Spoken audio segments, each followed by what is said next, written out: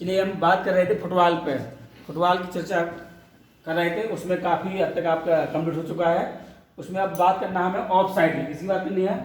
Of side की बात करनी है कि ऑफ साइड क्या है, ऑफ साइड कब कब दी जाती है, कब कब ऑफ साइड की कंडीशन बनती है, और ऑफ साइड अगर हो जाती है तो क्या उसके बदले में परिणाम स्वरूप मिलता है, पेनाल्टी स्वरूप क्या मिलता है।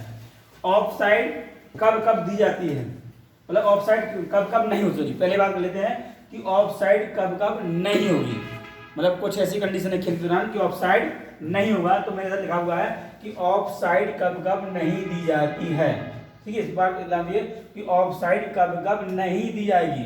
ठीक है, कौन कौन से खेल के दौरान, मतलब खेल के दौरान कौन कौन सी ऐसी कंडीशन है, कौन कौन सी ऐसी स्थिति है जब ऑफ साइड नहीं दी जाएगी। खिलाड़ी जरूर उनसे ऑफ साइड कंडीशन में होगा तब भी ऑफ साइड नहीं दी जाएगी। ठीक है, तो पहली कंडीशन है कि आपका गोल किक, जब गोल किक आपका यहां से लगाई जाती है, गोल एरिया से गोल किक ली जाती है, तो उस दौरान ऑफ साइड मान नहीं होती है, ऑफ साइड नहीं दी जाएगी।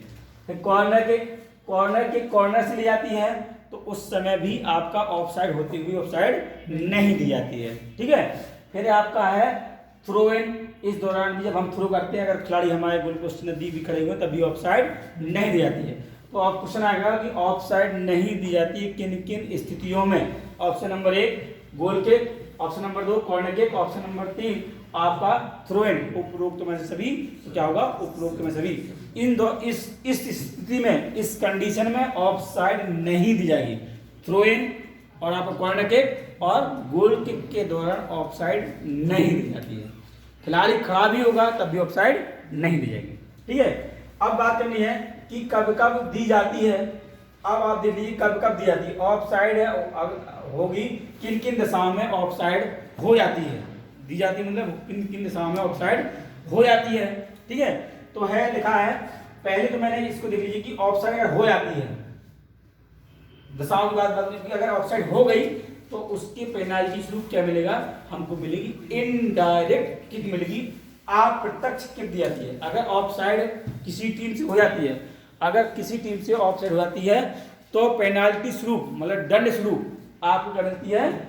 इनडायरेक्ट किक, मतलब अप्रत्यक्ष किक मिलती है। क्वेश्चन मिलता है कि ऑफ साइड होने पर विपक्षी टीम को क्या मिलता है, क्या दंड स्वरूप मिलता है? प्रत्यक्ष, अप्रत्यक्ष, दोनों इनमें से कोई नहीं, तो आपका अप्रत्यक्ष, इनडायरेक्ट। ठीक है, अब ये जो किक है, जो सॉरी ऑफ साइड किन दशाओं में ऑफ साइड होती है, कैसी स्थिति में ऑफ साइड होती है, तो मैंने लिखा है अंतिम दो मतलब जो टीम हमारी गोल पोस्ट की रक्षा कर रही है, जो टीम हमारी गोल पोस्ट की रक्षा कर रही है उनकी बात कर रहा हूं।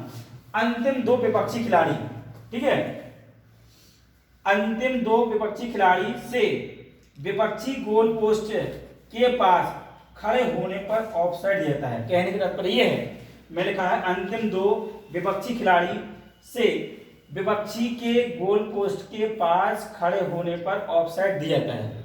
अब देखिए समझिए क्या है, ये हमारा जो टीम गोल पोस्ट के पास खड़ी हुई उसे बोलते हैं डिफेंडर, बोलते हैं रक्षात्मक बोलते हैं। ठीक है, अब ये टीम बनारस वाली मैंने यहाँ इंडिकेट किया है कि लाल से मैंने किया इलाहाबाद को, मतलब अटैकर को किया इंडिकेट, और मैंने काला किया है बनारस को, मतलब डिफेंडर, मतलब रक्षात्मक टीम को किया, जो टीम हमारी गोल पोस्ट की रक्षा कर रही है। तो कह रहा है कि गोल पोस्ट की जो टीम रक्षा कर रही है उसके दो अंतिम खिलाड़ी होंगे, जो बनारस हमारी रक्षा कर रही है इसके दो अंतिम खिलाड़ी होंगे। उनसे पहले भाई जिसका गोल पोस्ट है वो नजदीक होना चाहिए, जिसका गोल पोस्ट है, जो अपनी गोल पोस्ट की रक्षा कर रहा है वो नजदीक होना चाहिए, किसके? अटैकर से। ठीक है, अब ये बनारस वाले क्या हैं आपके? बनारस वाले क्या है? रक्षात्मक खिलाड़ी हैं, ये रक्षात्मक खिलाड़ी, ये रक्षात्मक खिलाड़ी है। ठीक है, ये रक्षात्मक अपनी गोल की रक्षा कर रहे हैं, ये नजदीक होना चाहिए, ये इनको नजदीक होना जरूरी है। अगर इनसे नजदीक आपका विरोधी, मतलब आक्रमण, मतलब इलाहाबाद खिलाड़ी इनसे नजदीक गोल पोस्ट के घुस जाए, अंदर चला जाए, अंदर के मतलब इनसे नजदीक खड़ा हो, भाई इनकी डिस्टेंस नाप लो और नाप लो, और आपका इलाहाबाद का यहाँ खड़ा हो तो इनसे नजदीक हो गया, नहीं हो गया? वो इस कंडीशन में ऑफ साइड हो जाएगा,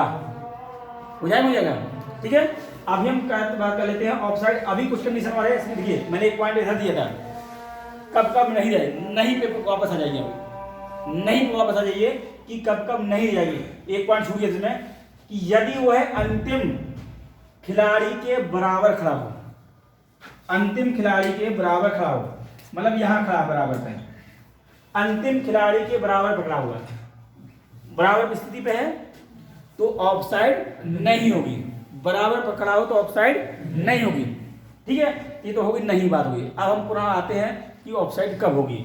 अब देख लीजिए, यही खिलाड़ी आपका इधर शिफ्ट हो जाए, ऐसी स्थिति में ये बनारस के हैं और ये इलाहाबाद का शिफ्ट हो गया, तो आपका ऑफ साइड हो गया, क्योंकि इसकी डिस्टेंस यहां से और इसकी डिस्टेंस में क्या अंतर है। गोल पोस्ट नजदीक कौन है, इलाहाबाद का है, अटैकर डिफेंडर से पहले घुसा हुआ वहां पर गोल पोस्ट नजदीक, तो क्या हो जाएगा, ऑफ साइड हो जाएगा। कहने का मतलब है कि अंतिम दो खिलाड़ियों से जो गोल पोस्ट की रक्षा कर रहे हैं उनसे भी अटैकर उनसे भी नजदीक है, उनके गोल पोस्ट नजदीक क्या है, अटैकर खड़ा हुआ है, जो रक्षा कर रहे हैं उनसे भी नजदीक खड़ा हुआ है वो। ठीक है, अंतिम दो रक्षात्मक खिलाड़ियों से अटैकर गोल पोस्ट के नजदीक पहुंच गया है तो ऑफ साइड हो जाएगा। बराबर होने पर नहीं होगा, उनसे नजदीक चला जाएगा। कहने का मतलब है कि आप गोल पोस्ट के नजदीक अटैकर रक्षात्मक खिलाड़ियों से होगा तो आपका ऑफ साइड हो जाएगा। ठीक है, अब इसी में कि सपोज दैट ये खिलाड़ी हमारा यहाँ है, ये अटैकर है, डिफेंडर भी यही रहेंगे, और हमें अंतिम दो की बात करनी है। अगर ये खड़ा यहाँ पर, ये खड़ा अभी और यहां से किक लगाई उसने, अगर यहां से किक लगी, बाल जैसे डिलीवर हुई, रिलीज हुई बाल, तो ये खिलाड़ी पीछे जा सकता है तो ऑफ साइड नहीं होगा। ठीक है, ये टेक्निकली पॉइंट थे आप, बल्कि ऐसा क्वेश्चन में नहीं आया। क्वेश्चन में आएगा कि अंतिम दो विपक्षी खिलाड़ियों से नजदीक आक्रामक खिलाड़ी खड़े होने पर ऑफ साइड होगा, इतना याद रखना है बस। ये तो आपका गेम के दौरान ऐसी कंडीशन आती है कि आक्रामक खिलाड़ी ने किया और हमारा आक्रमण ही अटैकर खड़ा यहाँ पर, जैसे बाल रिलीज होगी तो आपका वो शिफ्ट हो सकता है, हिल सकता है। वैसे तो हिलना भी होता है, बास्केटबॉल में हिलना भी लागू नहीं है, बताऊंगा उसकी कंडीशन भी। ठीक है, आप जिससे खड़े हुए हैं तो आप मूवमेंट भी नहीं कर सकते हैं। ठीक है, बल्कि हमें इसमें याद रखना कि अंतिम दो खिलाड़ियों से आपका अटैकर और पास में खड़ा हो तो आपका ऑफ साइड होगा, बराबर खड़ा है तो ऑफ साइड नहीं होगा। जब बाल चली जाती है बाद में वो शिफ्ट हो सकता है तो ऑफ साइड नहीं होगा। ये ऑफ साइड की कंडीशन थी। ठीक है, अब इसमें कुछ एक दो पॉइंट और हैं। जैसे अभी मैंने बताया कि गोल किक से सीधे गोल किया जा सकता है। एक पॉइंट उनका लीजिए, इसको गोल किक से सीधा गोल किया जा सकता है। अभी जस्ट हुआ है, वैसे तो बहुत डिस्टेंस पड़ती तब भी गोल हुआ है, तो आपका longest goal of history in football 96.01 metre.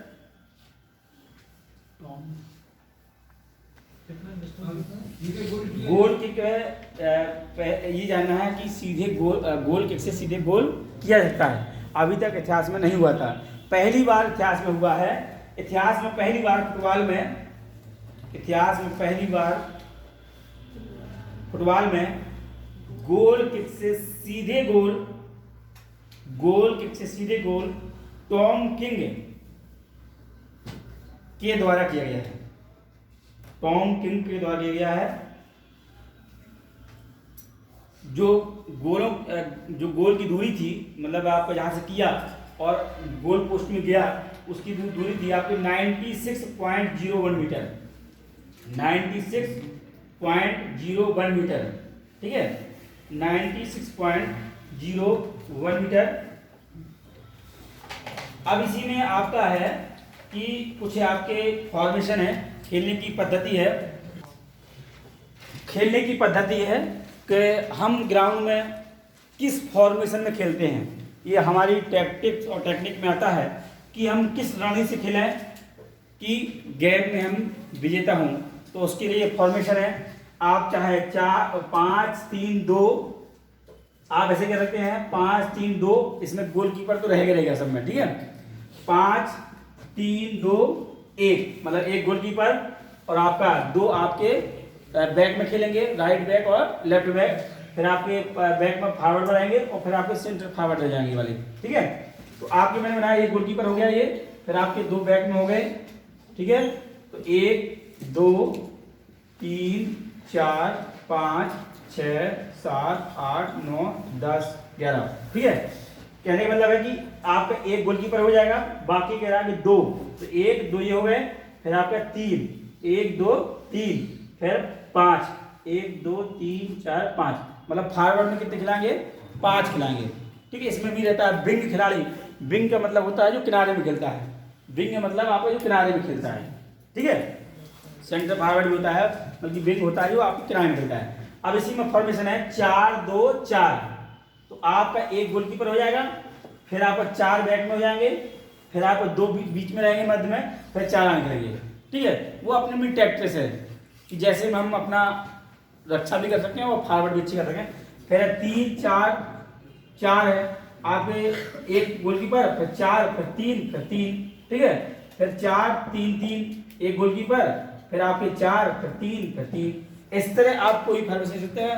Question पूछा गया था कि क्रिसमस ट्री फॉर्मेशन कौन सा है, ये जम्मू कश्मीर के एमपी एंट्रेंस में आया था कि क्रिसमस ट्री फॉर्मेशन कौन सा है। तो आप देख सकते हैं कि आपका क्रिसमस ट्री कैसे होता है, ऐसे बनता है ना, ठीक है। आपका 1 2 3 5, 1 2 3 5, ठीक है। ये हो जाएगा आपका क्रिसमस ट्री फॉर्मेशन हो जाएगा। ये तो आपकी फॉर्मेशन की बात हुई। अब हम कुछ हिस्ट्री की बात कर लेते हैं। तो कुछ पॉइंट और देख लीजिए कि 9 पैनल फाउल होता है। मैंने बताया था 9 दंड अपराध जो होता है उनमें से कौन कौन से हैं। आपका 9 प्रकार के फाउल होने पर आपको मिलती है आपका आउट ऑफ पेनाल्टी एरिया, तो मिलेगी आपको फ्री किक मिलेगी। आउट ऑफ पेनाल्टी एरिया पे फाउल होने पर 9 प्रकार किसी प्रकार के फाउल होने पर आपको मिलती है प्रत्यक्ष किक मिलती है, मतलब डायरेक्ट किक मिलती है, ठीक है। तो उनके बारे में थोड़ा सा नोट कर लीजिए आप लोग कि कौन कौन से फाउल हैं। विपक्षी को लंबी देना, विपक्षी को लंबी देना, विपक्षी को लंबी देना, विपक्षी से दूसरा है विपक्षी से खतरनाक ढंग से खेलना, दूसरा है विपक्षी से खतरनाक ढंग से खेलना, तीसरा है विपक्षी को पीछे से टकराना, विपक्षी से पीछे से टकराना, विपक्षी से पीछे से टकराना, विपक्षी पर कूदना, विपक्षी पर कूदना, विपक्षी को मारना, विपक्षी को पकड़ना, विपक्षी को धक्का देना और विपक्षी धक्का देने के बाद आपकी गेंद आपके हाथ से टकरा जाना, आप मतलब गेंद को हाथ से टकरा जाना, तो हैंड हो जाना, ठीक है। तो ये आपके 9 प्रकार के फाउल हैं। अब अगर ऐसे फाउल होते हैं तो आपको मिलता है आपका क्या मिलता है, प्रत्यक्ष की मिलती है आपके डी के बाहर होने पर। अगर डी के अंदर हुई तो पेनाल्टी किक मिल जाएगी। अब आप प्रत्यक्ष क्या मिलती है, उसमें 5 प्रकार के फाउल हैं। आप प्रत्यक्ष किक 5 प्रकार के फाउलों पर आप प्रत्यक्ष की दी जाती है। 5 प्रकार के फाउल करते हैं आप तो आपको मिलती है आप प्रत्यक्ष किक। उनमें से देख लीजिए कौन कौन है। सबसे पहले है गेंद खेलने योग्य दूरी न होने की स्थिति पर, गेंद खेलने योग्य दूरी पर न होने की स्थिति में विपक्षी से भिड़ना। कभी कभी गेंद पास में नहीं खेलना नहीं है, तभी उसके बाद चार्ज करते जा रहे हैं, आप करते हैं चार्ज करते हैं। जैसे मान लो गेंद यहाँ पर नहीं है न, हमारे इसके बीच में गेंद नहीं है, तभी हम इससे भिड़ जा रहे हैं, बेफालतू चार्ज करते जा रहे हैं, मतलब चार्ज मतलब भिड़ना, ठीक है। गेंद पास हो तो जायज बनता है आपका, गेंद पास में नहीं है तब भी आप एक दूसरे को चार्ज कर रहे हैं, मतलब चार्ज भी भिड़ रहे हैं, तो उस कंडीशन में क्या होगा, आपको क्या मिलेगी, ऐसा करेंगे तो आप प्रत्यक्ष किक मिलेगी, ठीक है। मैं इसकी आपको फोटो दिखा दूंगा कि चार्ज करना कैसे होता है, कि खिलाड़ी पास में नहीं है तब भी आप चार्ज कर रहे हैं, ठीक है, गेंद पास में नहीं तब भी आप चार्ज कर रहे हैं। दूसरा है गेंद को ना खेलते हुए, गेंद को ना खेलते हुए बाधा, विरोधी खिलाड़ी को बाधा डालना, गेंद को ना खेलते हुए अवरोधन पैदा करना या बाधा डालना, गेंद को ना खेलते हुए अवरोधन पैदा करना या बाधा डालना खेल में, ठीक है। तीसरा है गोल रक्षक पर आक्रमण करना, गोल रक्षक पर आक्रमण, गोली पे आक्रमण करना, ऐसा करते हैं तो भी क्या मिलेगी, अप्रत्यक्ष टिप मिलेगी।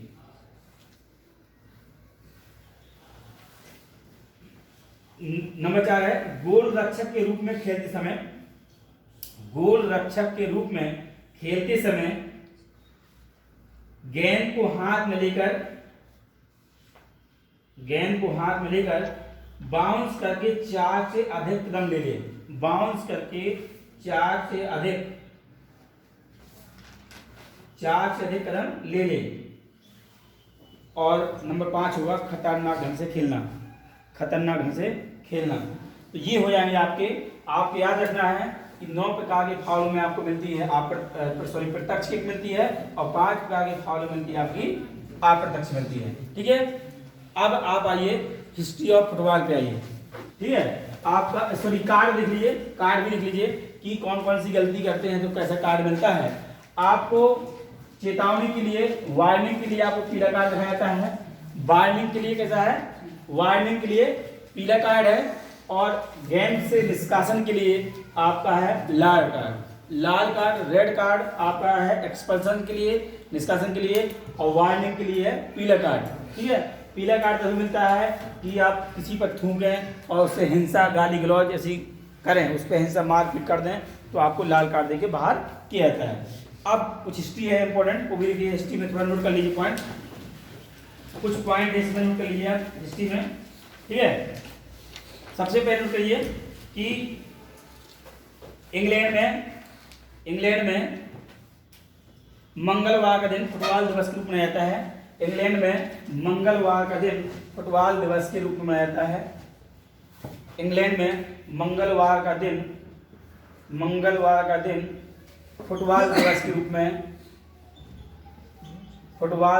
रूप में, ठीक है, मंगलवार का दिन फुटबॉल दिवस के रूप में मनाया जाता है। ठीक है, नेक्स्ट ये 24 अक्टूबर 1857, 24 अक्टूबर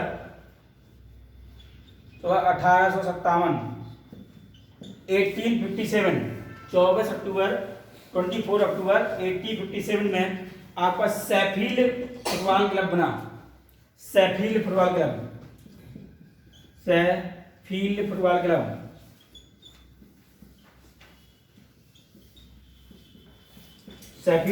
बना। ये क्वेश्चन पूछा गया है। ठीक है, फिर नेक्स्ट लिखिए फुटबॉल का पहला अंतर्राष्ट्रीय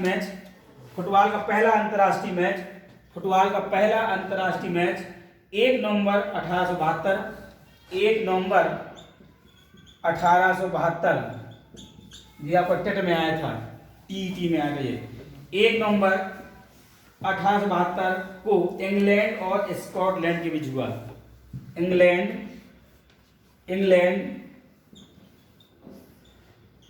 और स्कॉटलैंड के बीच हुआ। क्वेश्चन मिलता है कि पहला अंतर्राष्ट्रीय मैच किस किस के बीच हुआ, तो आपका इंग्लैंड और स्कॉटलैंड के बीच हुआ। ठीक है, फिर नेक्स्ट है आपका कि फीफा 21 मई 1904 को 21 मई 1904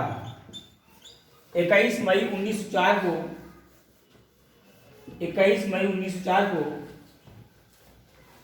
फीफा की स्थापना हुई। FIFA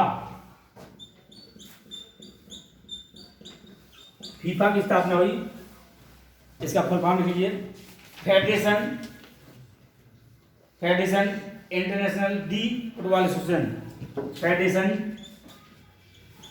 federation international de football association.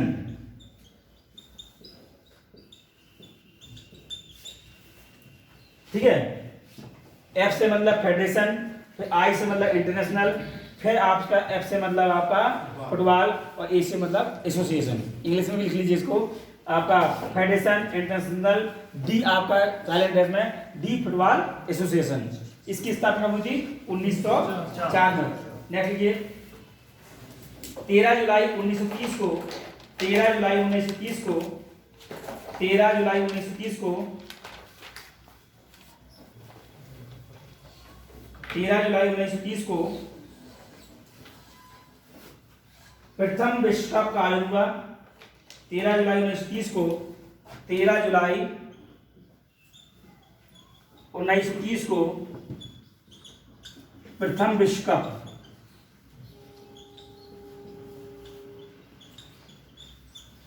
Uruguay कहाँ हुआ था? उरुग्वे हुआ था। प्रथम विश्व कप कब हुआ था? 1930 में। कब हुआ? 13 जुलाई 1930 को प्रथम विश्व कप उरुग्वे की राजधानी मोंटेविडियो में हुआ। मोंटेविडियो में हुआ। उरुग्वे की राजधानी मोंटेविडियो में हुआ।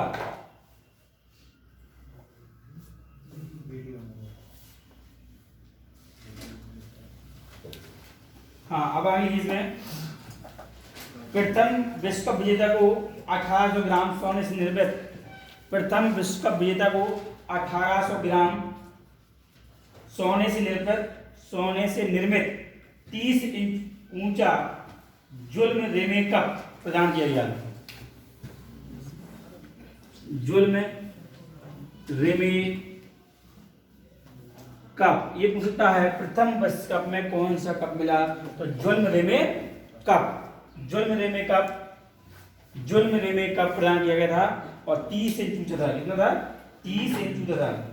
30 इंच ऊंचा था।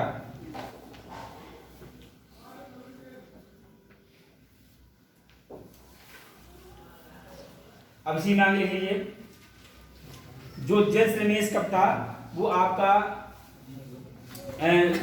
जुल्म रेमे जो कप था 1930 में हो गया ना ये। अब इसमें एक चीज और जोड़ लीजिए, फीफा के प्रथम अध्यक्ष गुरीन थे। फीफा के प्रथम अध्यक्ष गुरीन। फीफा के प्रथम अध्यक्ष कौन थे? फीफा के प्रथम अध्यक्ष गुरीन थे। फीफा के प्रथम अध्यक्ष कौन थे? गुरीन थे। ठीक है, आगे लिए डूरेंट कप प्रतियोगिता 1888 में आयोजित की गई। डूरेंट कप प्रतियोगिता ये पुरानी प्रतियोगिता है।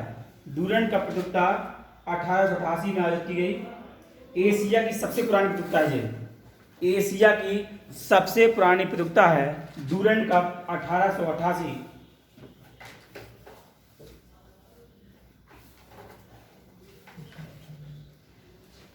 डूरेंट कप प्रतियोगिता पहले शिमला में आयोजित होती थी, परंतु सन 1940 से इसका आयोजन दिल्ली में होने लगा।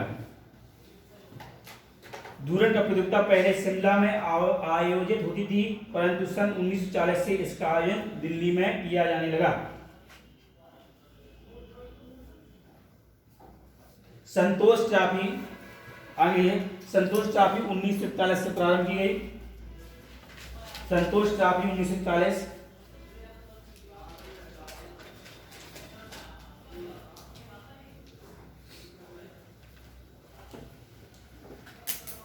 अब इसमें कुछ शब्दावली हैं, जैसे आपका सडन डेथ है और आपका